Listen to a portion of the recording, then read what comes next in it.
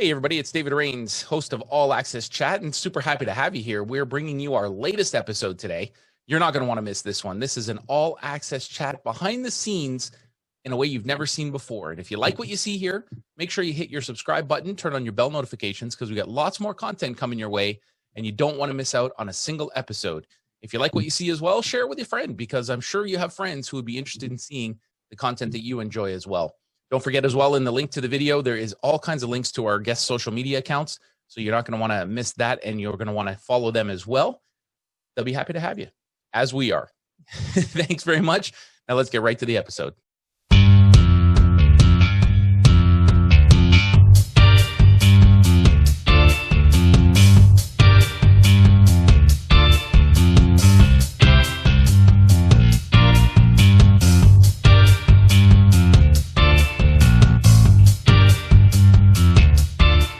We are joined on the show today by a very special guest, someone who is a two-time Grey Cup winner and also an NFL superstar, Mr. Kerry Carter. Welcome, Kerry, to the show. Yes, sir. Thanks for having me, man. It's exciting. Yeah, it is great. And first of all, a very happy belated birthday to you. This is a big one, this year? Yeah, yep. The big 4-0, man. It's no joke. I had to cut my hair and my face. I still remember, hold on to my youth a little bit. There you go. As a reminder. But now I'm excited for this next stage, man. I think, as you grow and move on in your career, I think this is prime years for me. So I'm excited about these next 10. That's awesome. That's great. So it doesn't feel much different then. You're getting ready to head into the next 10. All good. Yeah, man. Just, hit the ground running, There we go. Especially with everything going on in the world right now. You just got to keep focused on things you can't control. And so that's what I'm going to try to do in this next stretch. Makes perfect sense. So you're in Seattle, Washington. How has it been for you with this whole COVID situation? Man, I think about it both personally and professionally. There's one side where, it's great. I have two young girls, and my wife and I are doing our best with this homeschooling thing, trying to make sure that they stay on task and focus on things that they have to do. Been a little bit more responsibility, but I think we've adjusted as well as anybody can, to the situation. And so we kind of trade off and get some help here and there. So I think we're doing our best. And then professionally, it's same thing, man. It's tough. The company that I work with, Atavis, we're in the sports tech space, we're in, football and analytics. So obviously with sports and football being affected, we've been greatly affected by that. And, had to make some tough decisions, but we're really just, trying to put ourselves in a good position to move forward in a good way. So looking forward to 2021 and things kind of coming back and us being able to get back in front of our clients and customers and help them, teach their athletes to play the game, safer and with a little bit more intensity and just better. We just feel like there's it's not mutually exclusive. You can tackle safer and be more explosive and have better results. So that's really what we focus on as a company. Awesome. Well, we'll get into that one a little bit later because I got lots of questions about that. So definitely. But let's go back to the beginning. How does a kid born in Trinidad decide that he wants to get into the game of football? Man, honestly, it wasn't even really my choice. Growing up in Trinidad, we played soccer and cricket and basketball, those types of things. But growing up in Toronto, I moved from Trinidad to Toronto, and just got exposed to a lot more things at that point. Started playing a lot of different sports, and I've always just been really active and loved playing all sorts of sports. But getting into football was actually my younger brother. His name's Kern, and he wanted to play, with a bunch of his friends playing. And so my mom said, well, he wants to play, you have to go with him. So basically you have to take him, and while you're there, you might as well just play too. So we went up to the North York Bandits, at the time was the team and the organization. And so we went up there, he started playing, and then I kind of reluctantly jumped in there and didn't actually know a ton about football at that time. I watched a little bit, but didn't understand the game all that great. But, was a good athlete and jumped in there. And at first didn't even play running back or anything. I think I was playing like D-line and, all linebacker and all sorts of stuff. But, really found an appreciation and love for the game as a result of that. As a result of that, so I thank my brother for him wanting to go do that. It kind of pulled me into it. And then you went off to play some football at Stanford. Yeah. Now, did you play for Tyrone Willingham? Was he the coach at the time that you were there? Yep, I did. Yeah, so my first 3 years were with Coach Willingham, and then the last year was with Buddy Tebens. So Buddy had come over from University of Florida after Coach Willingham left for Notre Dame. And yeah, so I had an awesome experience at Stanford, both on the field and off the field, academically and socially, all the things you're exposed to there, the people you get to meet and connect with. It's one of the best decisions I think I've made in my 40 years on this earth so far. But yeah, I think it gave me like a great path and a great opportunity to pursue the things that I wanted to, both on the football track and then transitioning after football into whatever else I wanted to pursue. I think Stanford gave me a great opportunity to have a good foundation and build on that. Do you have the biggest takeaway from your college days that kind of helped you be who you are today? Oh, man, biggest takeaways. Well, I think, you think about the institution of like higher learning in Stanford and these places and they're very academically driven and all that. But I think the social aspect of it and what I learned, outside of the classroom, like in the dorms and the people you interact with, those people go on to be all sorts of things. They start, tech companies and they, get into healthcare and all, so seeing some of the amazing people that I was surrounded by, like really motivated me as well. And it's not just, obviously the folks that didn't play football, but a lot of the guys that I played with as well were just as inspiring.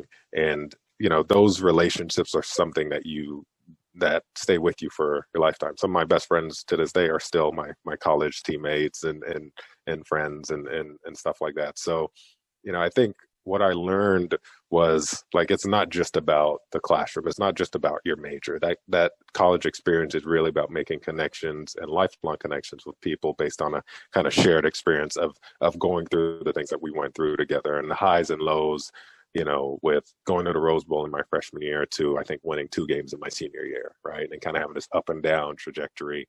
So it really gave me, a foundation to build on what I was going to do later on in life, both personally and professionally, like being able to handle the ups and downs of life, and day in, day out, and having kind of this stoic mentality, like not getting too high or too low, or, letting things that you can't change or, can't control affect you. A lot of those things for me came from my college experience. So then you go on and you sign as a free agent with the Seattle Seahawks and play a few years in the NFL and go to Washington as well.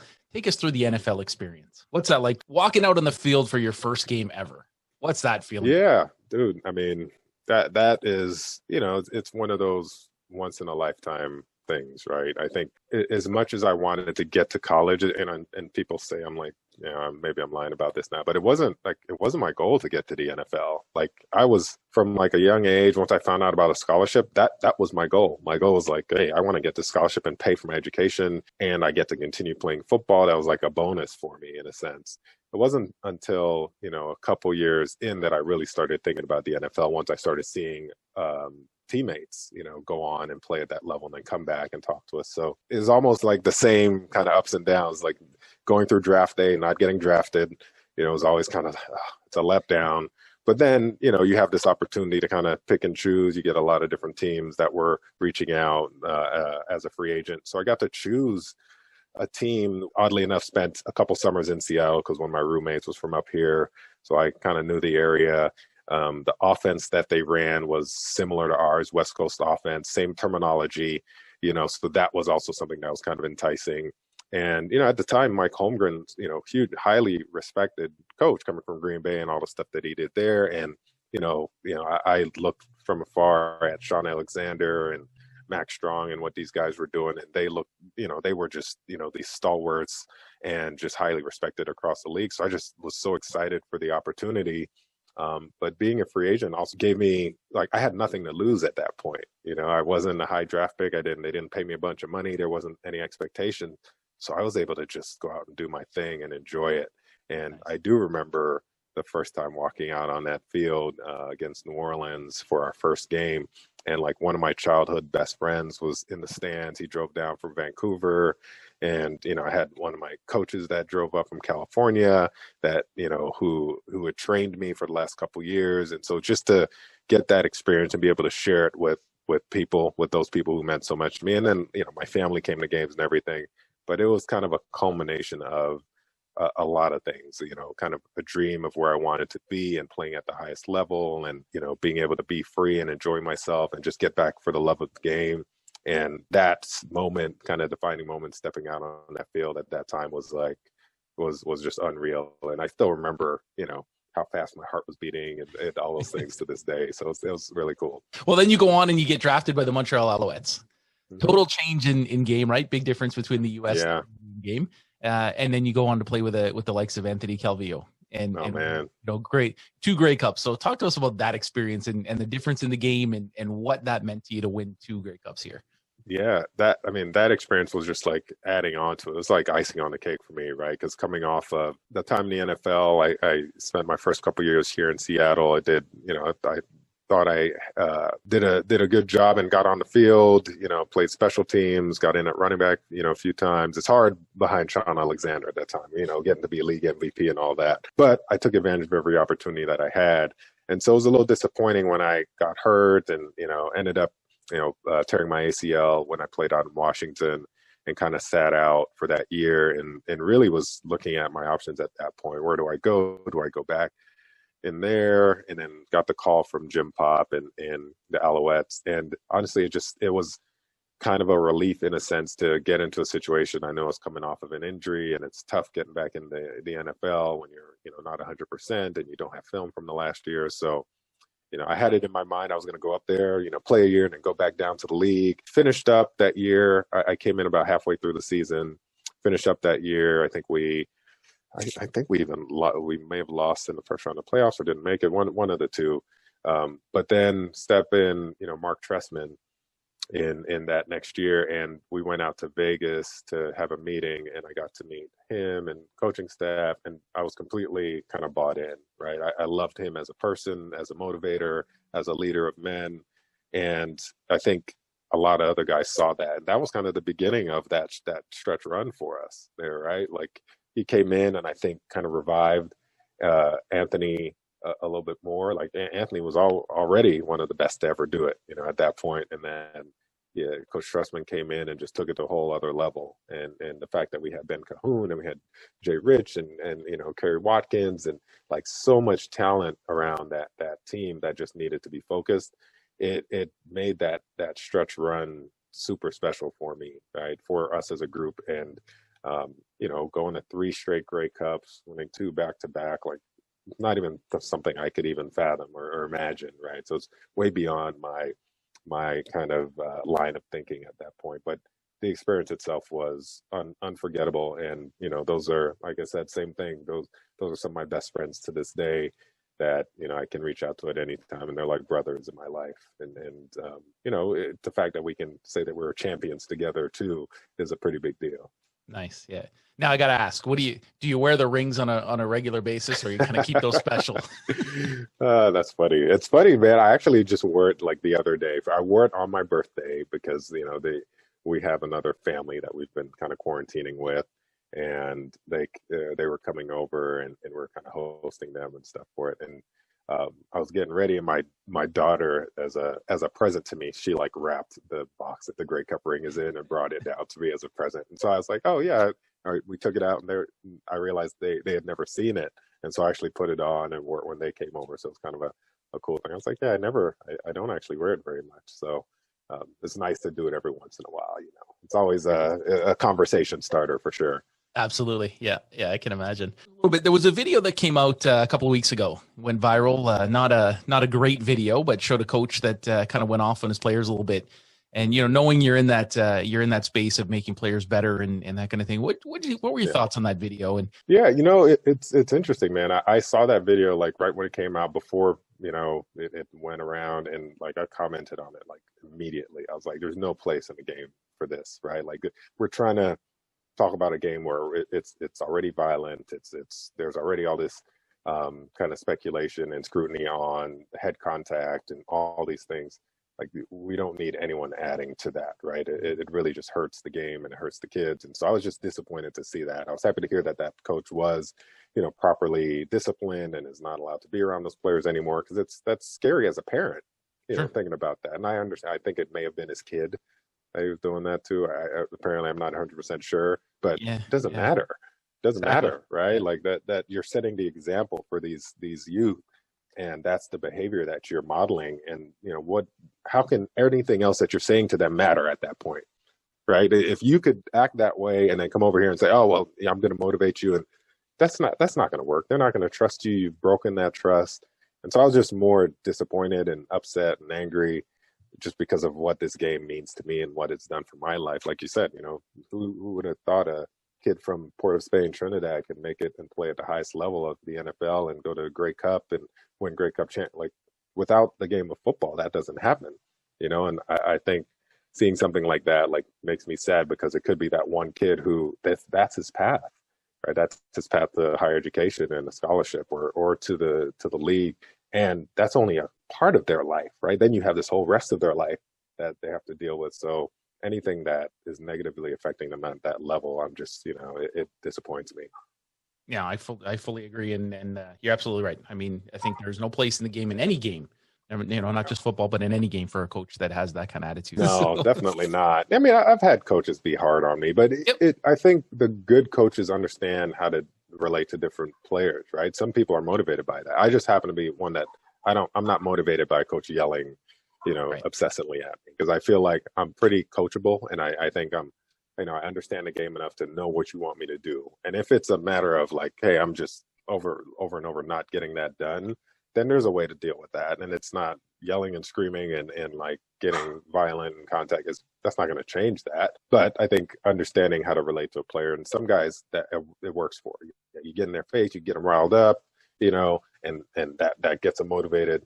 But then other players, you just got to, hey, let's watch a film, let's talk through it. Here's what I expect, and speak to them like men, Mm-hmm. right? And I think that goes a lot further than the other route. But So let's get into Atticus a little bit. Your Mhm. mechanics of the game, obviously super important. And, Yep. you mentioned football is one of the more, let's call it what it is. It is a violent sport. I mean, those hits to the head have caused, obviously some controversy around what the long-term effects of that is. And let's talk a little bit about what you guys do and why you think it's important to the game and how it's going to change things. Yeah, so what we do at Atavus is we focus on tackling analytics, and it's like a weird thing for me to say, because I growing up and being taught how to tackle, you thought about getting them down to the ground, right? You didn't really think about, okay, well, what am I going to hit them with, and where you just want to get them down.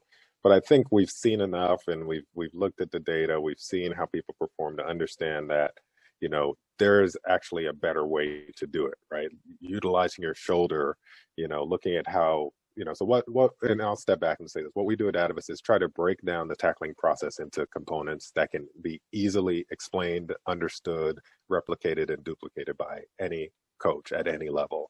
So if it's a coach, teaching at that, youth level, we can show you, hey, here's what you do in pre-contact as you're getting up to the ball, how you're avoiding blocks, the angle that you're taking. That's one component. And then once you get into contact, let's think about what you're using to hit with. So I want to use use my shoulder, not my head, because my head doesn't really add. Is my head for power or is my head for control?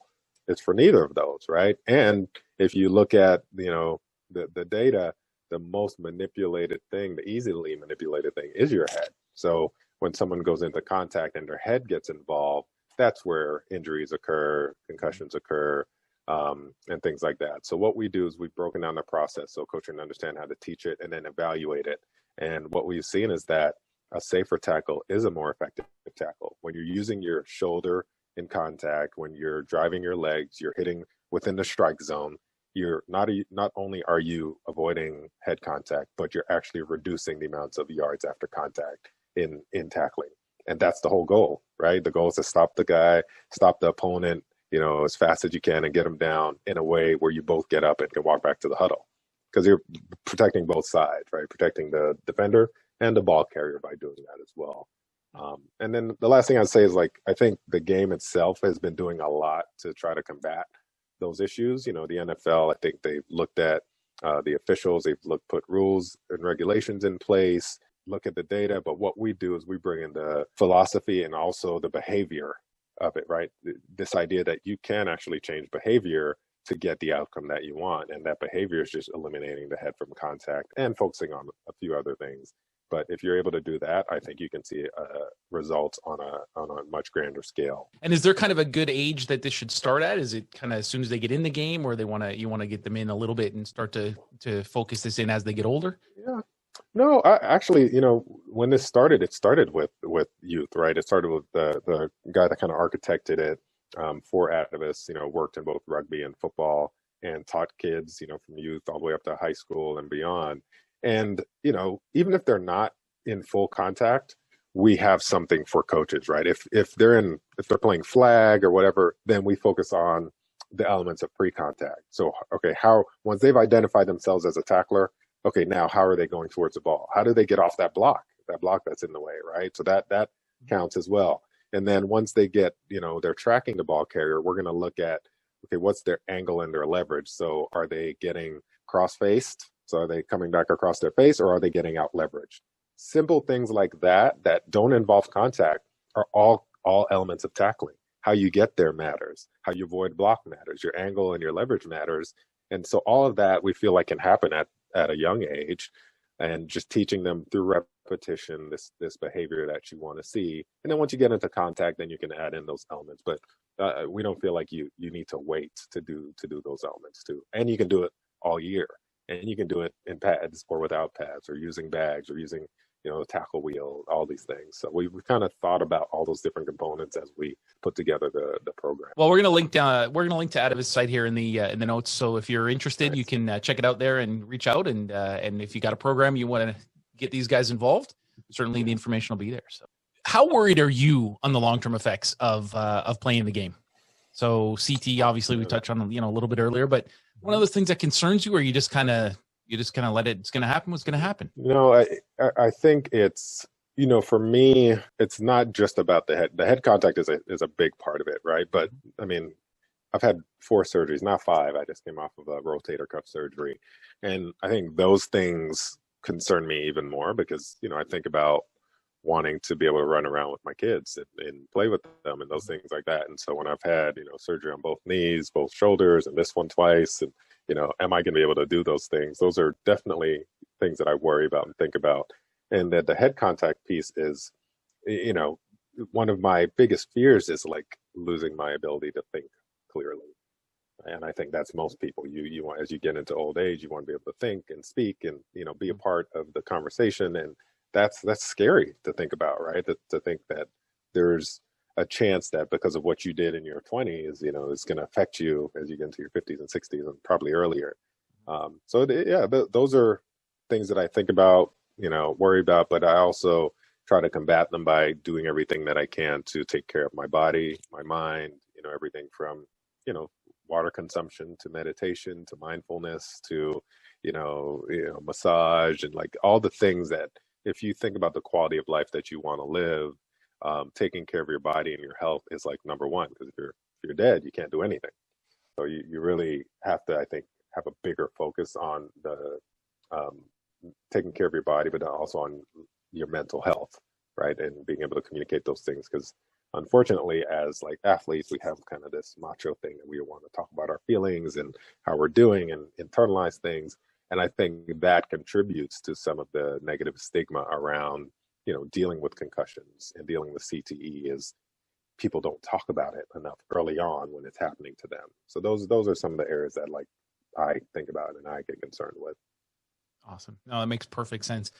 Any advice that you have for young players who are looking to get into playing professional sports? Man, a ton of advice. I think it boils down to, the work. Like, I think getting through, like, I think what we as, as athletes and, to get to that professional level, it's not just about your physical capabilities, right? Like everybody's big, everybody's strong, everybody's fast, they can bench a lot, they can jump high, all those things. It's the people who can, withstand the monotony of the training, right? Like it's not going to be fun every day. There's going to be days where you're not feeling well, you're going to throw up, you're going to be sick. but the people who can grind through that and actually enjoy it, those are the people that make it to that next level, right? It's not just like the talent absolutely matters, right? Like, Lamar Jackson, he made it to that level because he's surely talented, but he works his butt off as well. And you can see that with his evolution, of himself in the NFL, but I think as a young athlete, embrace that work, embrace the grind, as I like to say, like that grind is like, it's a special thing. And you get this bond with the people that you're going through it with, right? No matter if you're in, as a youth, you're in high school, you get up to this level, you have this bond, you got to embrace it, and you have people to share it with. And don't let anything deter you from that. Like, set your mind on it and go as far as you can, as hard as you can, because you just never know what the benefits of this thing can be. And the benefits of the platform of football has done so much for my life that I would, if I could impart that wisdom on like one kid out there and he pursues his dream as a result of it, even if they don't make it to the NFL and they, just play in high school, like, you can still get such an awesome foundation from playing the sport, that I think, as many people should try it as possible. Awesome. So will we see your daughters in professional jerseys at some point down the road? I mean, hey, whatever they want to do. I told them they're playing something. I don't care what it is. I don't care what it is, but you guys will be in sports. Right now they play, well, they do gymnastics and dance and volleyball and soccer, right? So like, I don't care what it is, but I want them in some type of organized team sport, just because it can do so much for your life. And as they, there's studies and stuff. You look at CEOs and, leaders, and they've all participated in some sport. I think rugby is like a really popular one across the world, like high level CEOs and stuff for some reason. But I just think it's what you learn from there can be easily transferred into any other kind of endeavor. Like if you think about, cooperation and work ethic and being able to recover from ups or downs, and having the right attitude, working together as a team, the ability to focus, the ability to be, evaluated on a daily basis and come up with a good attitude. There's just, I mean, I could just list off things that you only get from sport. Well, listen, Kerry, I really appreciate you taking the time to chat with us today. Some great stuff came out of that, and if it, like you said, if it helps one kid, then it's all been worth it. So, best of luck with the business, and hopefully you'll continue on, and best success in 2021 and beyond. And Merry Christmas and Happy New Year to you and your family as well. Yes, happy holidays to you and to all the folks out there checking us out. If you have any questions or anything, definitely reach out to the show or to myself. And like you said, we'll have the information on there. So I appreciate your time. Appreciate you having me and giving me a platform to speak on. I love it.